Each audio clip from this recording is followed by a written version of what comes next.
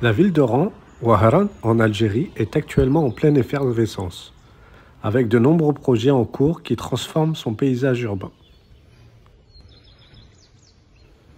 Ces projets ambitieux font de la ville un véritable chantier rappelant même les transformations spectaculaires qu'a connues Dubaï dans les années 2000. Oran, située en bord de Méditerranée, est une ville qui regorge d'histoire et de charme. Elle offre des températures clémentes tout au long de l'année, ce qui en fait une destination très attrayante dans le bassin méditerranéen. Les projets réalisés dans la ville d'Oran sont variés et touchent différents domaines. Parmi eux, on peut citer la construction de nouveaux quartiers résidentiels modernes, offrant des logements de qualité et des infrastructures adaptées aux besoins des habitants. De plus, de nombreux projets d'embellissement et de rénovation sont en cours dans le centre-ville historique d'Oran. Ces initiatives visent à préserver et à mettre en valeur le riche patrimoine architectural de la ville, tout en créant des espaces publics agréables et conviviaux pour les habitants et les visiteurs. Dans le secteur du tourisme, Oran se positionne également comme une destination de plus en plus prisée. Des projets de développement touristique sont en cours avec la construction d'hôtels de luxe, de centres de loisirs et de complexes balnéaires pour offrir aux visiteurs une expérience unique. En parallèle, des aménagements sont prévus le long du front de mer, permettant aux visiteurs de profiter pleinement de la beauté de la Méditerranée. Des espaces de promenade, des parcs et des espaces de détente seront aménagés pour offrir un cadre idéal pour se ressourcer et se divertir.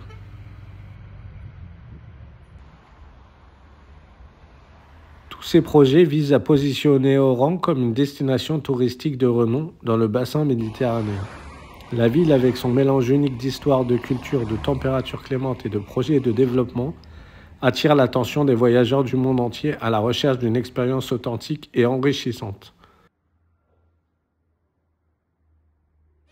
Ainsi, si vous êtes à la recherche d'une prochaine destination à la mode, Oran en Algérie pourrait bien être une option à considérer. Vous pourrez explorer son riche patrimoine, profiter de ses températures clémentes et découvrir les nouveaux projets qui transforment la ville en un lieu dynamique et attractif. Aujourd'hui, je vous ramène à Santa Cruz, un quartier pittoresque situé dans les hauteurs d'Oran. Cette visite vous permettra de découvrir un lieu chargé d'histoire et offrant une vue imprenable sur la ville et la mer Méditerranée. Depuis Oran, difficile de manquer ce mastodonte en pierre, taillé dans la colline et perché à 400 mètres de hauteur sur le massif de l'Eido. Descendez en contrebas pour admirer la chapelle Santa Cruz au dôme ivoire, érigée lors de l'épidémie de choléra à la fin du XIXe siècle, dont la statue de la Vierge Marie est une réplique de celle de Notre-Dame de Fourvière à Lyon. La chapelle de Santa Cruz a été classée monument historique le 6 octobre 1950 sous l'occupation française et classée monument national le 17 décembre 2008 par les autorités algériennes. L'un des points forts de votre visite à Santa Cruz est sans aucun doute la vue panoramique qui offre sur la ville d'Oran et sur la mer. Vous pourrez vous arrêter sur les différents belvédères aménagés le long des chemins pour contempler ce paysage époustouflant. C'est également un endroit idéal pour prendre de magnifiques photos et immortaliser votre visite.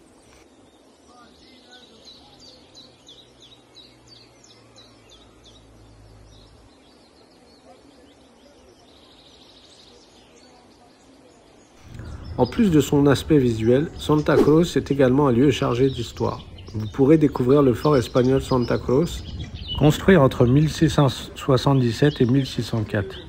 C'est une véritable forteresse imprenable.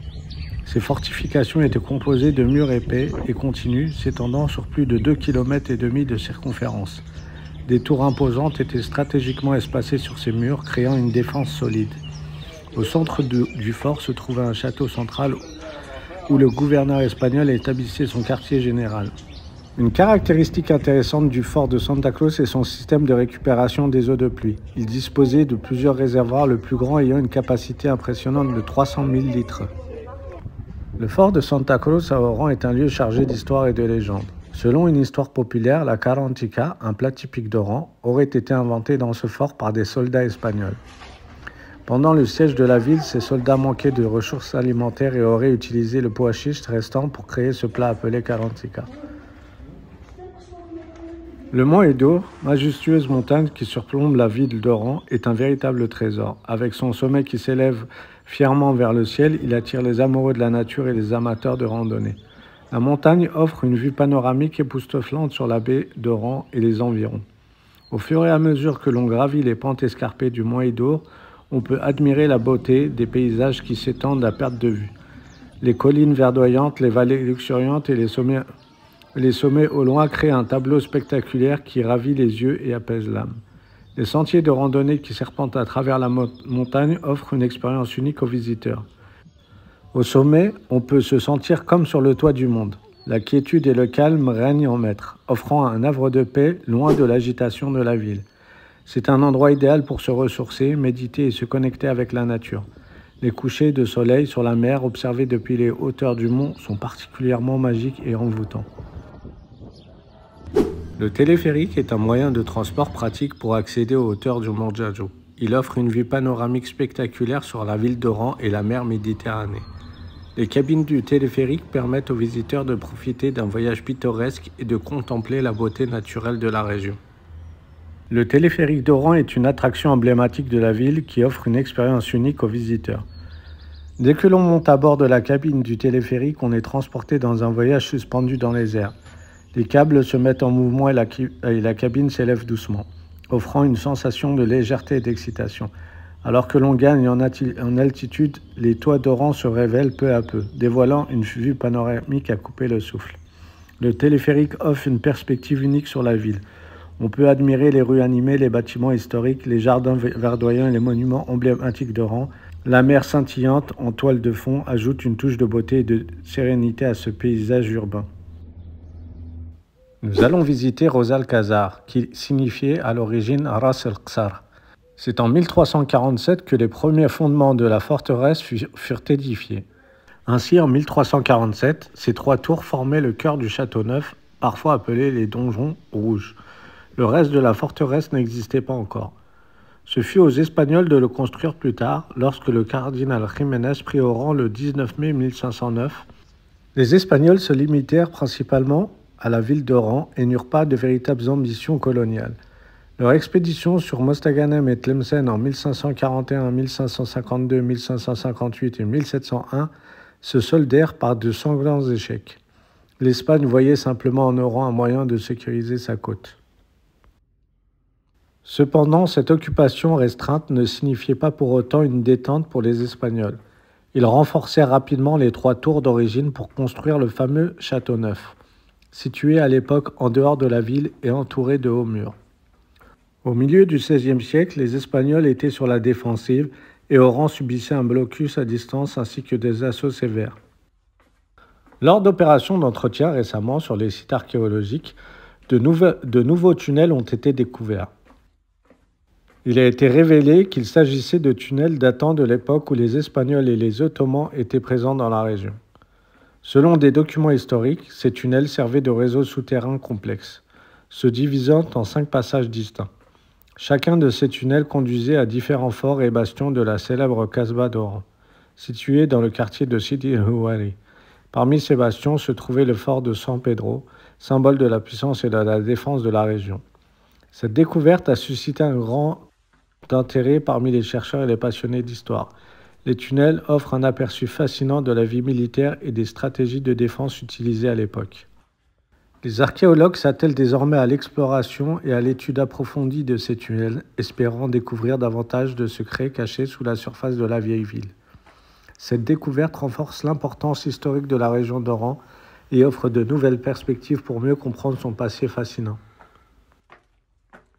À cette époque, Oran était une place de choix, tout comme Mer el-Kébir, déjà sous contrôle espagnol depuis 1504. La présence espagnole à Oran coûtait cher au trésor. Le bey de l'Ouest, Mustapha Bouchlaram, savait que la garnison était faible et que la fortification était en ruine. Il était conscient que le roi d'Espagne, occupé par d'autres affaires plus urgentes, ne viendrait pas au secours d'Oran en cas de siège. En effet, à cette époque, les Anglais et les Hollandais exigeaient de Philippe V l'abandon de son trône, tandis que Louis XIV lui-même était découragé et recevait des lettres de son petit-fils exprimant sa détermination à ne pas quitter l'Espagne. Le bey de l'Ouest avait bien compris la situation, il prépara donc de grands préparatifs assiégeant la ville et lançant une attaque vigoureuse. Le 20 janvier 1708, il était maître d'Oran. Cependant, une fois en paix avec le reste de l'Europe, Philippe V, fidèle à sa promesse de conserver les territoires, prépara une puissante armée. Les Espagnols renforcèrent la place et s'y installèrent solidement. Leur présence ne prit fin que lorsqu'un terrible tremblement de terre en 1790 détruisit en quelques minutes les 2/3 des bâtiments et des forts, ensevelissant la majorité des habitants et des défenseurs. En 1791, le roi Charles IV signa un traité avec le nouveau dey Baba Hassan qui venait tout juste de prendre ses fonctions suite au décès du dey Mohammed. Ce traité prévoyait l'évacuation d'Oran par les Espagnols, ce qui fut effectivement réalisé en 1792. Après le départ des Espagnols en 1792, la forteresse devint la résidence du dey. Puis, pendant l'occupation française de 1831 à 1962, la résidence est le siège de l'état-major du général commandant de la division d'Oran.